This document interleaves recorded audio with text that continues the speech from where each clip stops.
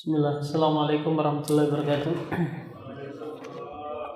Alhamdulillah, wassalatu wassalamu ala rasulillah wa ala alihi wa sahbihi wa sallama taslima.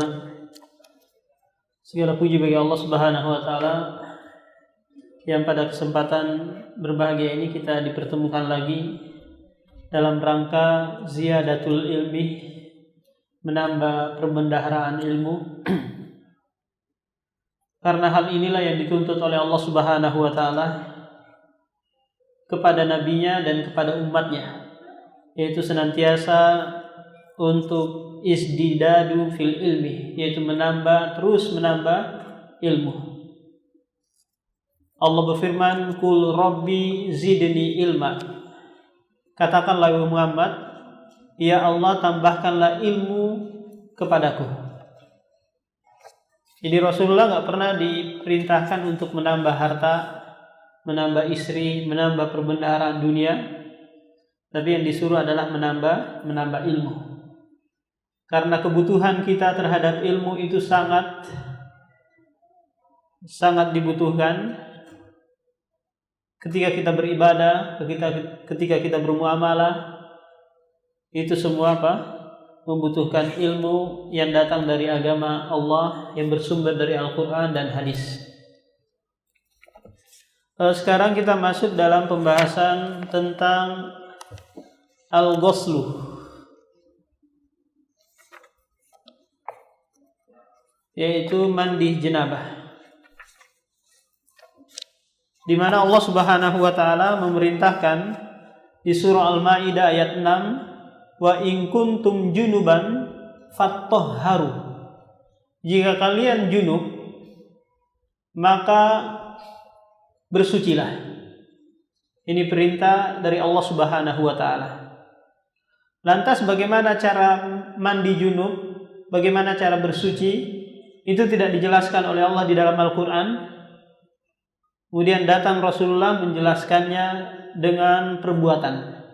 Kemudian disaksikan oleh istrinya Aisyah, kemudian Maimunah, tata cara mandi Rasulullah. Kemudian setelah itu disampaikan kepada tabi'in dan seterusnya, sehingga kita mendapatkan tata cara mandi jenabah yang diajarkan oleh Rasulullah SAW. Babu al-ghusli, bab mandi. Tentunya ini apa? Mandi junub. Nah, penulis di sini menyebutkan hal-hal yang mewajibkan. Kita sebutkan dulu tata cara mandi junub, dan ini nanti berlaku juga bagi jenazah atau mayit yang mau dimandikan, sama tata caranya. Tata caranya adalah yang pertama, mencuci kemaluan sebanyak 3 kali. Tentunya dengan apa? Dengan tangan kiri. Kemudian setelah mencuci kemaluan, maka mencuci kedua tangan dengan sabun, atau kalau nggak ada sabun bisa digantikan dengan tanah atau dedaunan.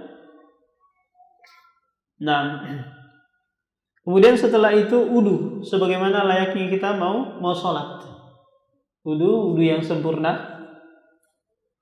Kemudian setelah wudu, baru nanti menuangkan seluruh tubuh, mulai dari sebelah kanan dulu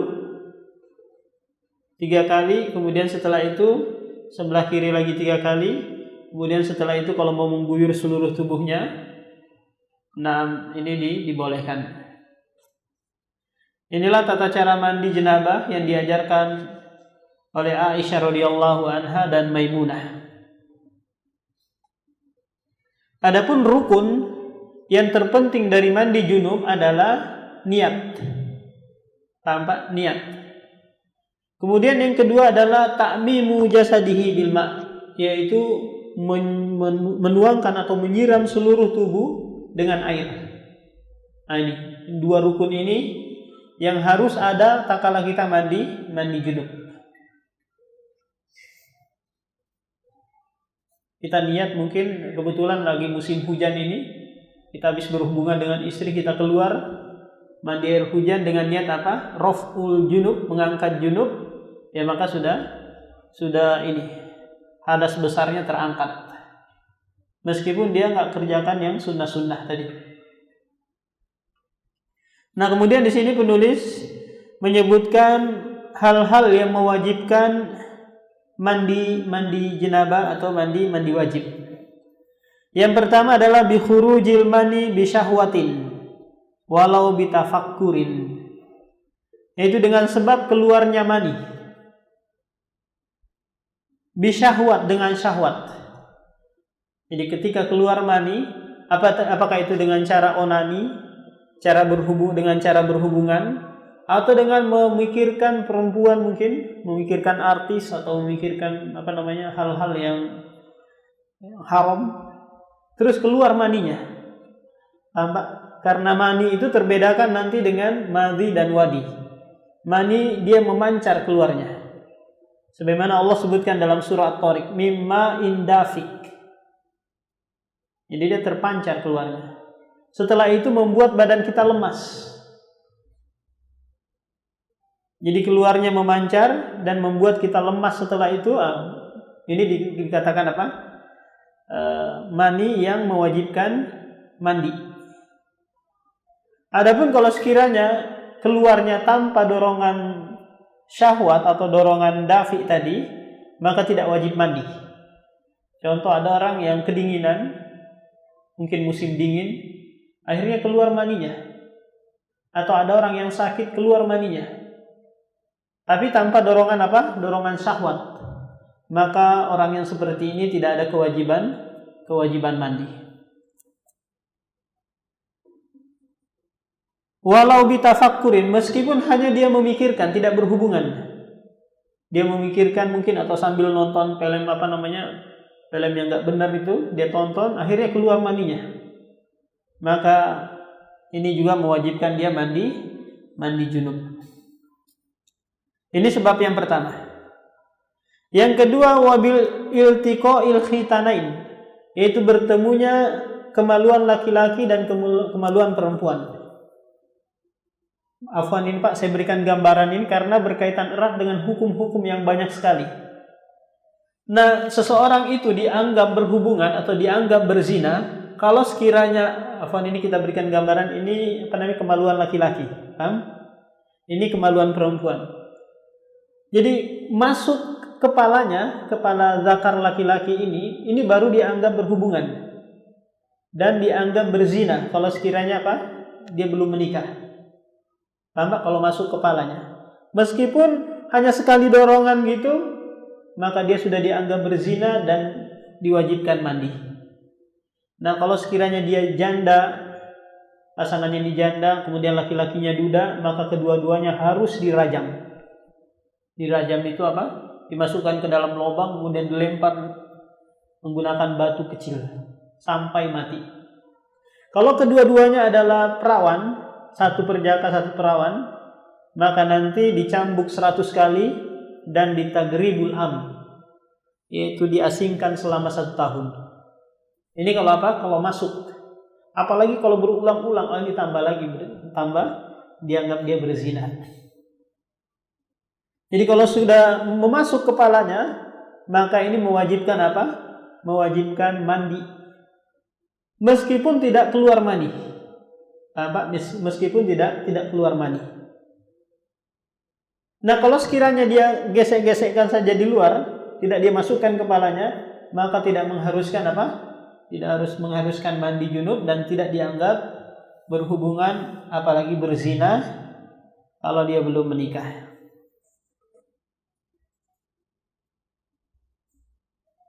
Kemudian yang ketiga, wabil haid, dengan sebab inqita'ul haid, yaitu terputusnya darah haid seorang wanita. Kita tahu wanita itu ada hari-hari kebiasaan darahnya keluar setiap bulan. Nah, kalau sekiranya sudah terputus dan dia memang memiliki kebiasaan hari, 7 hari kah atau 6 hari kah, sudah selesai di hari ke-7, ya sudah, maka dia harus mandi junub. Harus mandi junub. Kalau sekiranya dia sebelumnya ada utang sholat, maka setelah mandi junub nanti dia harus mengerjakan utang sholat tersebut. Gambarannya seperti ini Pak, dia haid di jam 1, belum sempat sholat duhur, kemudian datang haidnya, keluar darah haidnya, maka berarti dia ada kewajiban atau utang sholat 1, yaitu sholat duhur.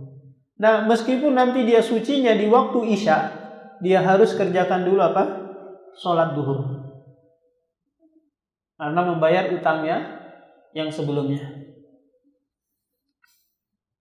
Ini nanti akan ada pembahasannya khusus tentang darah haid ini.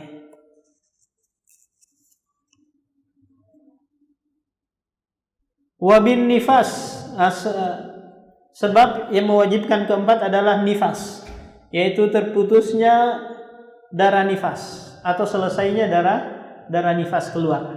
Kita tahu bahwa darah nifas itu adalah darah yang keluar bisa babil wiladah, dengan sebab melahirkan. Dengan sebab apa? Melahirkan. Biasanya Pak, wanita yang mau melahirkan sehari atau 2 hari sebelum melahirkan biasanya ada keluar darah plek-plek gitu. Maka hal ini sudah dianggap darah nifas. Si wanita nanti dia tidak boleh lagi sholat dan tidak boleh lagi berpuasa karena sudah keluar darah nifasnya. Kapan selesainya? Selesainya mungkin 10 hari atau 20 hari, maksimalnya itu 40 hari. Ini darah nifas apa? Wanita. Ketika selesai keluarnya darah nifas, maka disitulah wajib mandi. Kemudian sebab yang kelima, wabil ihtilami ma'ujudi balalin, yaitu dengan sebab mimpi basah, mimpi berhubungan atau mimpi melihat perempuan yang cantik, kemudian ada balalnya, ada maninya keluar. Maka di sini laki-laki maupun perempuan wajib mandi. Ada seorang sahabiah bertanya kepada Rasulullah, bagaimana wahai Rasulullah jika seorang wanita mimpi? Kata Rasulullah, idza ra'atil ma', apabila dia melihat air mani, maka disitulah baru dia wajib mandi. Lantas bertanya lagi, gimana? Apakah mungkin wanita itu mengeluarkan mani? Iya. Kalau nggak mengeluarkan mani, kira-kira dari mana sisi yang menghubungkan kesamaan anaknya, wajah anaknya dengan wajahnya? Kalau bukan dari air mani. Coba lihat Pak, anak kita itu kan ada kadang mirip dengan kita, kadang mirip dengan ibunya. Berarti ketika berhubungan di awal itu, pancaran yang cepat keluarnya, yang lebih kuat tendangannya itu adalah mani perempuan. Sehingga ini yang lebih mendorong untuk kemiripan wajah anaknya dengan ibunya. Ini syaratnya, mimpi basah dan keluar mani. Kalau sekiranya dia mimpi tapi nggak sampai keluar mani, maka tidak ada kewajiban mandi. Kemudian yang keenam, wabil maut, orang yang meninggal dunia, kewajibannya adalah dimandikan. Siapa yang mandikan? Orang yang ada di sekitarnya situ. Ini dikenal dengan fardu kifayah. Fardu kifayah itu Pak, apabila ada beberapa orang yang melaksanakan, maka yang lain menjadi gugur kewajibannya.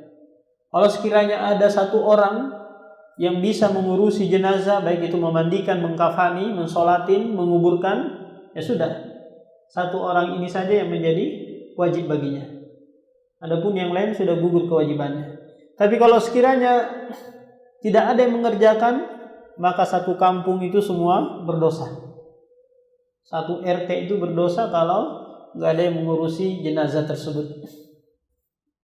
Jadi kewajiban ini bagi mereka yang ada di sekitaran si mayit atau si jenazah tadi. Jadi kalau ada orang meninggal Pak, maka segera dimandikan, dikafani, disolati. Meskipun nanti setelah itu mungkin menunggu keluarganya yang datang dari Jawa atau dari Jakarta, ya nggak apa-apa. Yang penting dia sudah berbentuk jenazah. Kemudian yang keenam adalah bil Islam, yaitu dengan sebab masuk Islam. Maka orang yang baru masuk Islam ini nanti harus mandi terlebih dahulu. Sebagaimana Sumama, kemudian sahabat yang lain yang baru masuk Islam itu diperintahkan oleh Rasulullah untuk mandi. Nah ini Pak, ada 7 yang menyebabkan kita wajib mandi. Adapun yang lainnya nanti seperti mandi Jumatan atau mandi kepengen mengulang jima, ini hukumnya apa? Hukumnya sunnah. Ada yang mau ditanyakan dulu Pak tentang ini, hal-hal yang mewajibkan mandi? Silakan Pak, barangkali ada yang belum dipahami.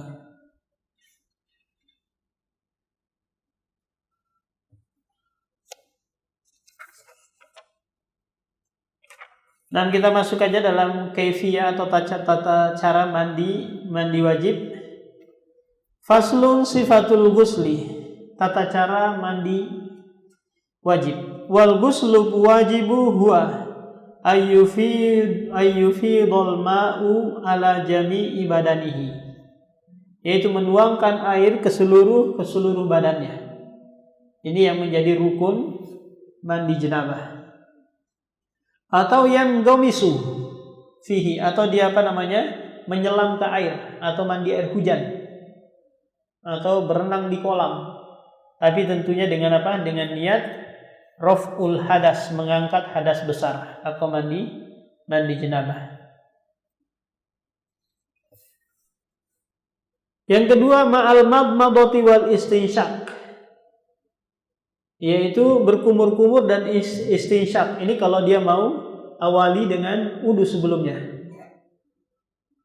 Karena berkumur-kumur dan istinsyaq ini bagian dari pelaksanaan wudu. Yang ketiga, wadalku liman yumkinu dalkuhu, dan menggosok-gosok bagi yang memungkinkan untuk digosok. Mungkin tangan, badan kita, wajah kita, kaki kita, ya silakan kalau mau digosok.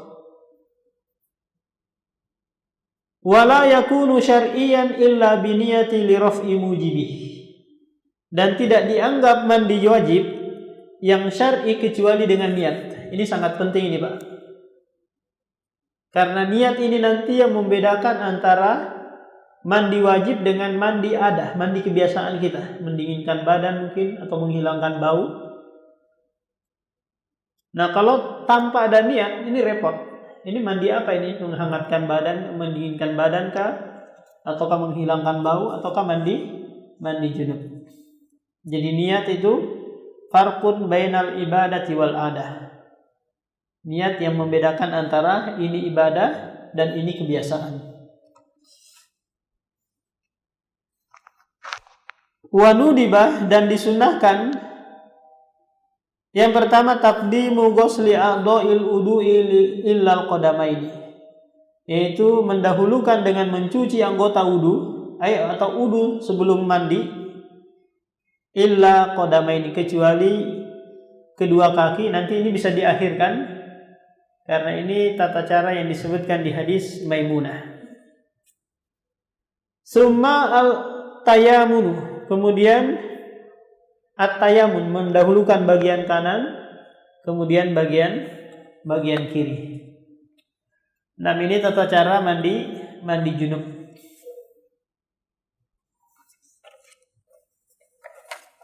Faslun fil aghsali al-masyru'ati. Nah, sekarang penulis akan menyebutkan hal-hal yang disunnahkan mandi.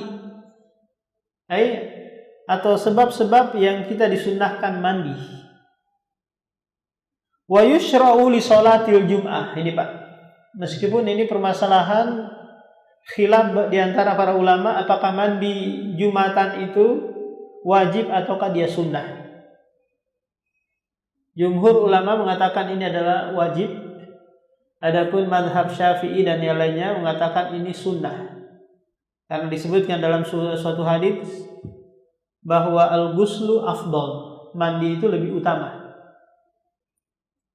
Nah, ini yang lebih kuat bahwa mandi untuk sholat Jumat ini hukumnya sunnah.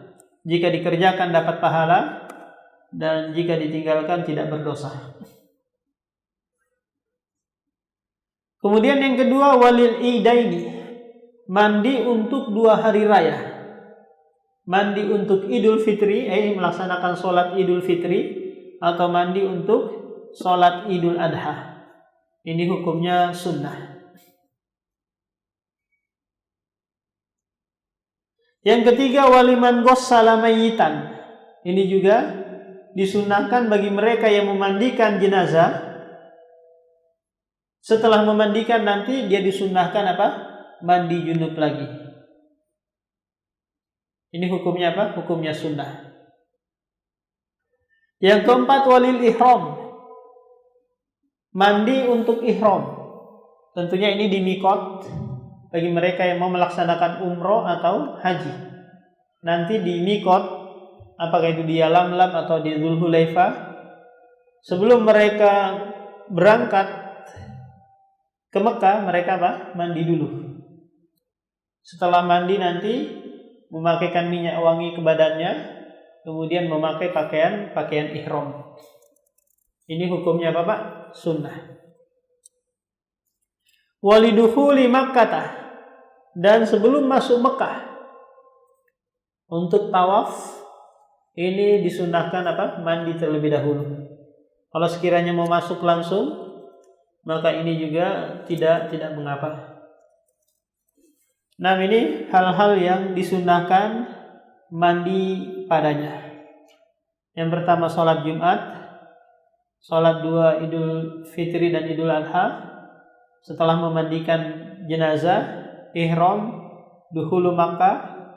Kemudian yang berikutnya adalah ini mengulang jima. Ini juga disunahkan mandi biar lebih apa? Lebih kuat, lebih nasyat, lebih apa namanya?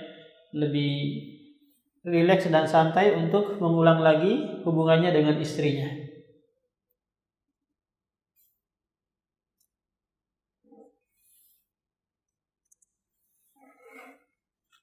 Babu at-tayammum. Sekarang penulis akan membahas tentang tayammum. Kita tahu, Pak, bahwa tayammum itu adalah badalul wudu, pengganti wudu. Memang disebutkan juga di dalam surah Al-Maidah, falam tajidu ma'an fatayammamu. Jika kalian tidak mendapati air, maka hendaklah bertayammum. Karena dia menggantikan wudu, maka nanti apa-apa yang berlaku pada wudu berlaku juga pada tayammum. Dia bisa digunakan untuk sholat dan hal-hal yang lainnya yang diperlukan sebagaimana kita perlukan di saat mau wudu. Pembatal-pembatalnya pun sama. Apa-apa yang membatalkan wudu pun berlaku pada tayammum. Ini merupakan keringanan yang datang dari syariat bagi mereka yang tidak mendapatkan air atau tidak bisa menggunakan air. Ini, Pak, 2 sebab ini yang menyebabkan seseorang itu bertayamum. Tidak mendapati air. Kalau kita di Indonesia ini daerah tropis gitu, banyak air. Beda dengan daerah-daerah Afrika, daerah-daerah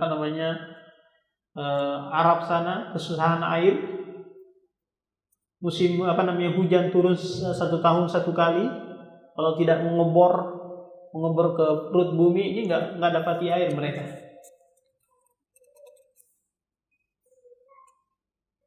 Yustabahu bihi ma yustabahu bil wudu wal ghusli. Jadi nanti dibolehkan sebagaimana yang dibolehkan untuk wudu dan untuk mandi. Nah, kalau kita sekiranya di junub, ya, habis berhubungan, terus PDAM nggak ngalir, air tandon juga nggak ada, air minum apalagi nggak ada, maka solusinya adalah bertayamum. Ammar bin Yasir tatkala dia junub di suatu malam di saat dia safar, dia nggak mendapati air. Lantas dia berguling-guling, tamarrogu fil ard, berguling-guling di tanah karena dia menyangka tata cara tayamumnya seperti ini, berguling-guling di tanah. Akhirnya setelah itu pulang ke Madinah, dia sampaikan hal ini kepada Rasulullah. Maka Rasulullah nggak menyuruh mengulang lagi apa yang dia lakukan karena dia tidak tahu. Dibangun bunya alal jahli, dibangun di atas kebodohan. Sehingga Rasulullah mengajarkannya itu dengan cara menepukkannya kedua tangannya ke tanah, kemudian setelah itu mengusap telapak tangannya sampai ke pergelangan, kemudian mengusap wajahnya. Jadi kalau sekiranya kita nggak mendapati air dan waktu sholat sudah masuk, kalau sekiranya waktu sholat belum masuk, maka Bapak berusaha dulu nyari air. Kalau harus beli air, ya beli air. Kalau sekiranya harus minta ke tetangga, ya minta. Nggak boleh langsung beralih ke badal, ke penggantinya itu tayamum. Atau sekiranya dapatnya hanya bisa mengusap wajah saja, ya udah gunakan yang ada. Jangan terburu-buru beralih ke badal kalau sekiranya masih ada yang bisa dibasuh. Demikian juga Pak, kalau orang yang sakit yang mungkin dioperasi atau baru habis operasi nggak bisa bergerak, maka dia tidak boleh terburu-buru menggunakan tayamum ini. Dia harus berusaha, kalau nggak bisa bergerak mungkin diudukan. Kalau sekiranya dokter menyarankan bagian sini nggak boleh kena air, maka sudah yang bisa saja kena air dia udu. Dia nggak boleh tergesa-gesa untuk pindah ke badal. Aw khasyiya dararu min istimalihi, atau dia takut ketika menggunakan air ingin memudaratkan dirinya, mungkin karena sakit atau ada penyakit kulit. Kalau sekiranya terkena air ini bisa memperlambat sembuhnya atau menambah sakitnya. Nah, hal ini dianjurkan untuk bertayamum. Nah, kalau sekiranya Pak tadi maghrib kita bersucinya itu dengan tayamum, taruhlah maghrib tadi nggak ada jalan air, kemudian kita tayamum. Kemudian setelah itu masuk waktu Isya, air sudah ngalir. Lantas kita masih suci. Maka kita boleh menggunakan tayamum kita itu untuk sholat Isya. Tapi kalau sekiranya mau wudu ya silakan, kalau mau wudu lagi. Tapi tayamum tadi itu sudah cukup karena belum hadas. Wa a'dahu, dan anggota tayamum itu hanya wajah dan dua telapak tangan. Ini beda dengan wudu. Anggota wudu itu ada 4 kan? Wajah, tangan, kaki, kepala. Kalau anggota tayamum ini hanya 2, wajah dan kedua telapak tangan. Dan telapak tangan ini enggak diusap sampai ke siku-siku sebagaimana layaknya wudu. Jadi madhab Syafi'i menganggap bahwa tayamum itu harus sampai ke siku-siku juga. Dan harus juga didahului dengan ucapan bismillah. Nah, ini enggak pas. Karena Rasulullah mengajarkan sahabatnya tidak demikian. Hanya dengan 1 kali tepukan, kemudian diusap tangan, setelah itu diusap wajah. Dan ini hanya 1 kali juga, tidak dua kali atau 3 kali. Iya, sekali tepukan saja. Dan tidak membaca doa juga setelahnya, sebagaimana doa wudu asyhadu an la ilaha illallah wahdahu la syarika lahu asyhadu anna muhammadan abduhu wa rasuluh. Ini juga tidak dibaca. Karena ini adalah keringanan yang datang dari syariat. Al-wajhu summal kaffan, yaitu kedua pergelangan tangan ini. Jadi diusap gini. Yamsahuma, mengusap keduanya marrah, satu kali. Bidorbatin wahidah, dengan sekali tepukan. Sekali tepukan gini, kalau sekiranya ada debu di tangan kita, ya sudah, mungkin ditiup dulu. Di telapak tangan kita ada debunya, ya sudah ditiup. Atau ke dinding, nggak mesti harus ada debu ya di telapak tangan kita, karena ada yang mensyaratkan harus turab, harus tanah yang ada debunya, nggak mesti.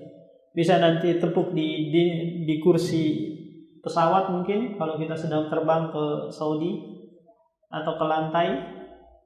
Karena Allah sebutkan di dalam surah Al-Maidah, ada apa yang muncul di permukaan bumi ini bisa digunakan untuk bertayamum.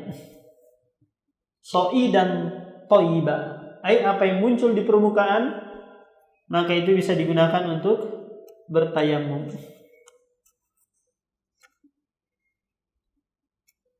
Nawiyan, berniat. Yang keempat musammian. Ini ini pendapat penulis saja. Adapun pendapat yang lain, dan sebagaimana juga yang diajarkan oleh Rasulullah kepada sahabatnya, itu tidak mengucapkan bismillah. Paham? Ini mimbabi kias. Ini hanya mengkiaskan dengan dengan udu. Karena udu tayamum pengganti udu, maka al-mubdal lahu hukmul badal. Al-badalu lahu hukmul mubdal. Jadi nggak perlu bertasmiyah mengucapkan bismillah. Wa nawaqiduhu nawaqidul wudu. Jadi pembatal tayamum adalah pembatal wudu itu sendiri.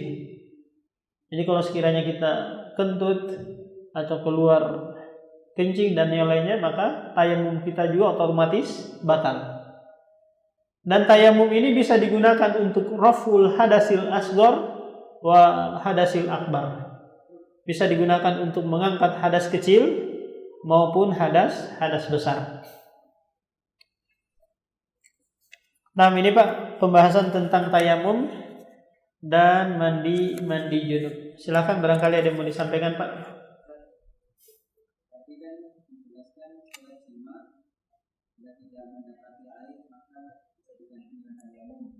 Setelah dia sholat,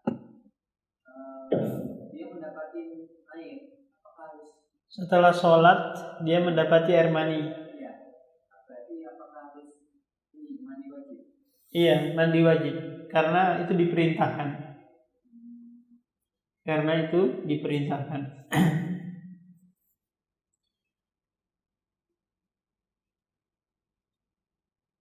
Biasanya dia rasa ya kalau keluar air mani di saat dia sholat, mungkin karena dianggap air mani itu dengan pancaran dengan syahwat. Kalau sekiranya dia tidak rasa, ini kemungkinan madhi. Dia keluar tanpa dirasa, itu madhi. Cairan kental putih keluarnya tanpa dirasa.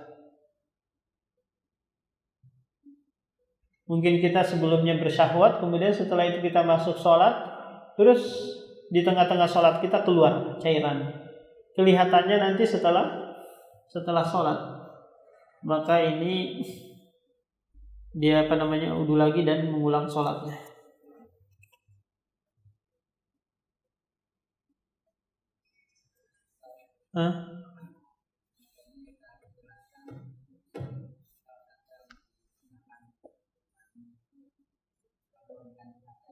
Iya.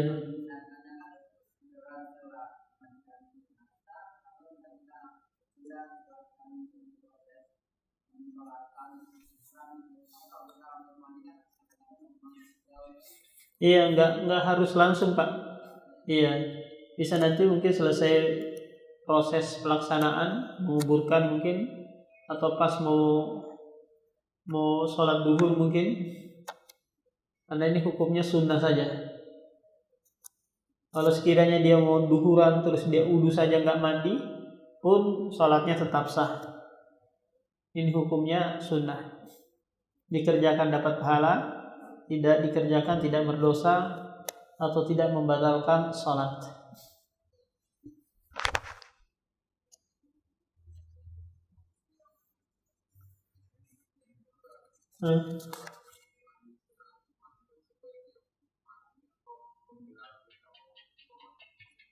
Iya,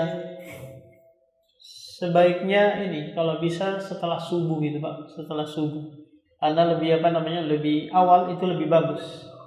Karena disebutkan di suatu hadis, maniktasalah summa bakkara summa jalasa qurbul imam wastama'a.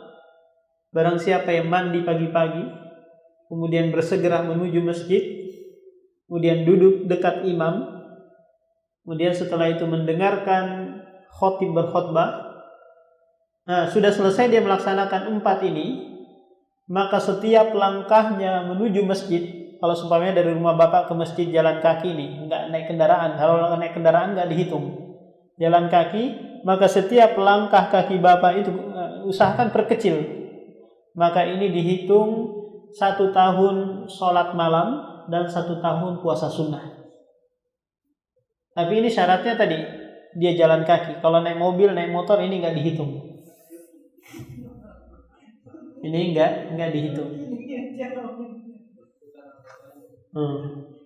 Belum lagi keutamaan-keutamaan yang lain, dosa-dosanya digugurkan, kemudian derajatnya diangkat kalau dia jalan kaki.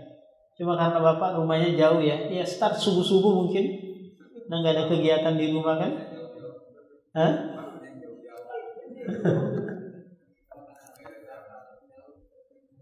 Nah kalau sekiranya dia karena dari pagi sampai imam datang, imam mau Jumatan itu dihitung di situ dibagi 5 waktu. Waktu yang pertama ini seperti bersedekah seekor onta. Waktu yang kedua seperti bersedekah seekor sapi. Waktu yang ketiga kambing. Waktu yang keempat seekor ayam. Waktu yang kelima seperti bersedekah sebutir telur. Jadi dibagi saja Pak. Kalau bapak makin terlambat datangnya makin sedikit keutamaannya. Apalagi sudah berkhutbah imam. Ini sudah ditutup oleh malaikat. Tidak ada lagi keutamaan-keutamaan yang disebutkan.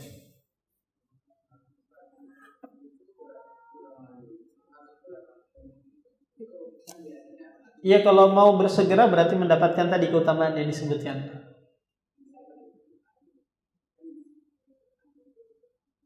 Itu lain lagi urusannya kan? Iya.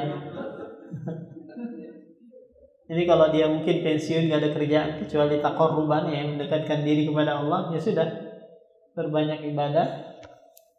Beda kalau halnya dia terikat dengan pekerjaan, dia harus ke kantor atau harus turun berusaha. Mungkin bisa diliburkan di waktu hari Jumat ini.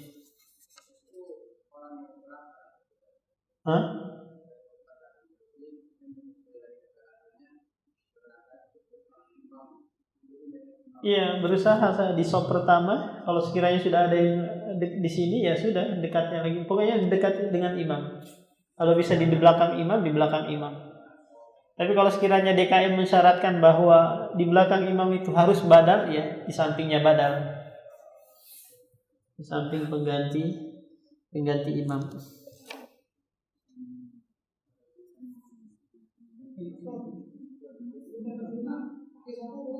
Apa, Pak? Iya, bisa. Mandi junub pakai sampo tentunya menyiram seluruh badan dulu kan? Dan setelah itu baru pakai sampo.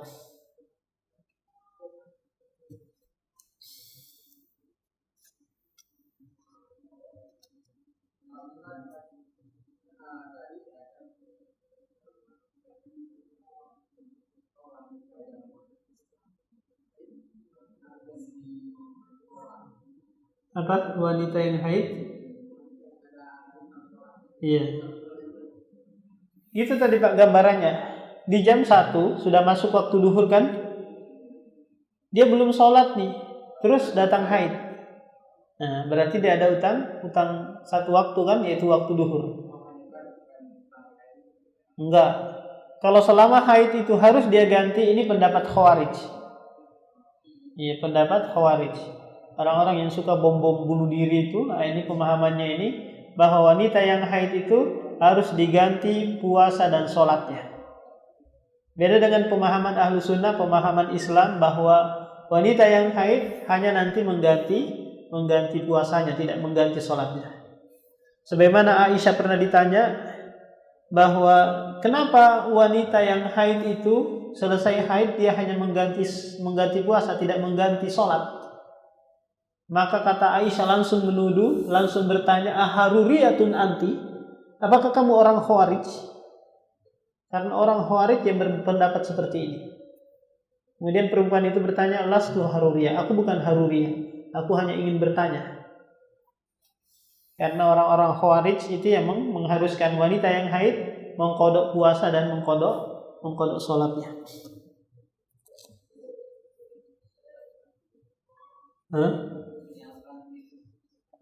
Iya.